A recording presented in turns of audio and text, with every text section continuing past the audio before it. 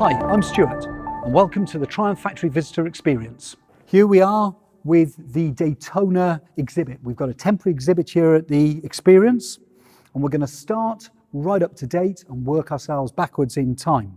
So here we have the Moto2 765 Limited Edition Daytona. Absolutely glorious bike, and this is the closest you're going to get to a Moto2 bike for the road. So, moving along, 675 Daytona has been completely iconic for us. This is the last 675 Daytona that was built here in the factory in 2018. Going a little further along, we've got the Moto2 mule bike. Now this was a development bike that we built. We built two of these to develop the Moto2 engines. This was all about testing the engines rather than testing the chassis, but they really did acquit themselves really well. Bikes were very quick and really showed that we had a very, very strong engine for Moto2. This is the Daytona 675R, Peter Hickman's bike from 2015. Absolutely brilliant. We've got a load of 675s race bikes here for you to see, all with a pedigree.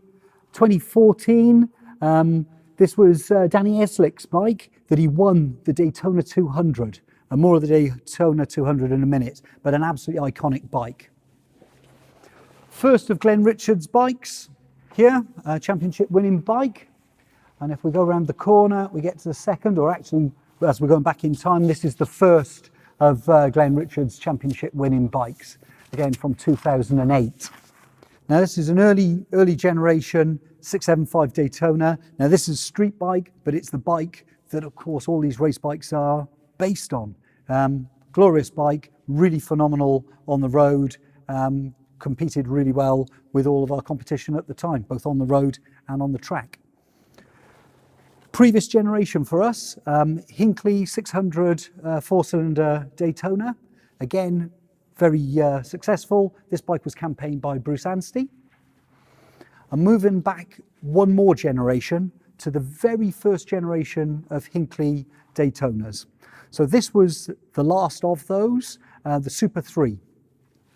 Now this was a 900cc Daytona with more power, more performance, and a really nice bike, great in its day.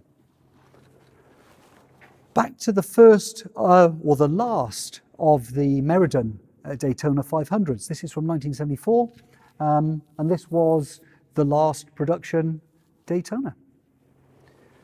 Now pretty well going to the first production Daytona. This bike was actually built for Percy Tate for the TT, 1967.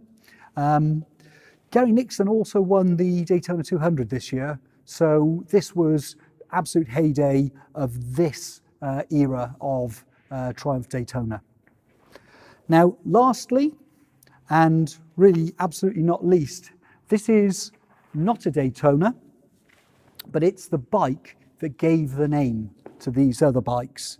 This was built for Buddy Elmore. This was the Daytona winning bike from 1966. Buddy started 46th on the grid and won the race.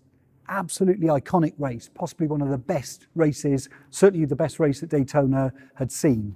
Absolutely phenomenal, and it started this whole naming line for our bikes. So that's a quick whip round the Daytona story. It's wonderful to have this temporary exhibit here. We're going to keep it for a while, so hopefully, once we're all out of lockdown, you can come and see it for yourself. Now, watch out for more films we're doing. We'll try and do some more today. Thank you for watching, and be safe.